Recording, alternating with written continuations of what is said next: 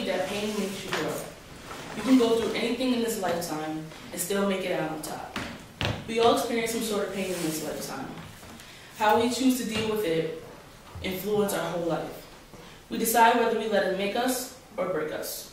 I don't know about you, but I'm not going to let it break me. I'm going to tell you why. It all started when I was 10 years old. It's engraved in my mind. It was just like any other normal day. It was a beautiful day and my family was sitting out on the porch while us kids were running up and down the street. The night my mother and I walked home together, since we only lived around the corner from my grandmother's house. On our way home, my mom and I were laughing and playing around like we always did. Then she said to me, "Since you had a great report card, we are going out to celebrate tomorrow when you get out of school." I was so excited and really anxious to wake up the next morning so I could spend some time with my mother. I took a bath, got into bed, and she gave me a kiss goodnight on my forehead. I told her I love you too.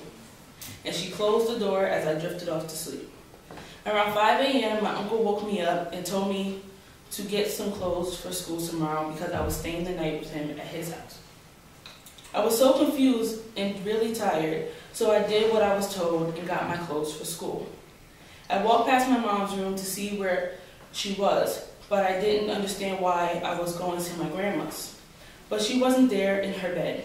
I asked my uncle, "Where is Mommy?" He said that he didn't know, so I left it at that. The next morning I woke up and I had my grandparents on my right side of me crying, my uncle on the left side of me crying, my aunt in front of me, and all my other neighbors surrounding me. My grandmother grabbed my hand and said, "Jahanna, you know how your grandmother died?" I said, "Yeah." Then she continued by saying, "Well, your mother passed away this morning." I immediately turned to my uncle and just bawled my eyes out. When I saw my uncle cry, it makes me cry, and I feel his pain. I hopped out of bed and ran downstairs outside and started to cry and cry and cry. I started to make myself sick. I couldn't believe that the woman I looked up to, my rock, my soldier, my everything, had left my side. I asked my grandmother, "What happened? Why my mother? Why Latia Williams?" She just looked at me and said, "I'm so sorry." She said my mother's boyfriend heard her stop breathing that night and did everything that he could. He called 911, but by the time she got to the hospital, they said that they did everything that they could to bring her back, but she just wouldn't wake up. I was just in utter amazement. Like this couldn't be happening to me. My grandmother then asked me, who do you want to live with? I chose to stay with my grandparents and my uncle because I knew that's what my mother wanted me to do. This event affected me in a crazy way.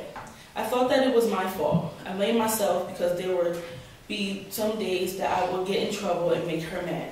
I finally realized that it wasn't my fault. It was just her time to go on. When the funeral happened, that really took a toll on me. It made it real, like I actually didn't have my mother anymore.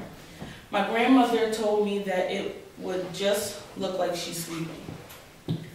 I sat in the front pew, started staring at her, and just staring at her. When it was time to take her to the funeral home to see her one last time, I didn't go and see her. That really affects me till this day. I wonder why I didn't go. Was it because I was scared? I'm not sure. But I know that if I had that chance to go back and see her one last time, I would. It grows and bothers me each and every day. It hurts because I wish that she was there to see me graduate high school, and I want her to see me graduate from college. I think about it every day. Like, I hope she's proud of me and she's looking down on me smiling and happy. So today I stand before you as happy as I can be. I'm stronger and more grateful and appreciative than I've ever been. I am the person I am today because of my mother. I know that she loves me no matter what mistakes that I make in life. I'm thankful for every breath that she took, for every race that she ran, for every fight that she fought for me. My mother was truly the best gift that I could ever have. She will always be my #1 fan, and I know that I will always be hers. I want you to know that you can go through the worst trials and tribulations and still make it out on top. Don't feel sorry for me or have pity on me because I've gone through the worst. Be happy that I'm standing here today living for my mother and making her proud, to have a daughter like me. The one influence that I have in my life, rather than my mother, is my grandparents and my uncle. They took me in after my mother's passing. They showed me the right and wrong, and they helped me grow up and have a sense of heartache. So when you're in between a rock and a hard place, just remember that it's okay to be sad and feel hurt, but don't let that break you. Thank you.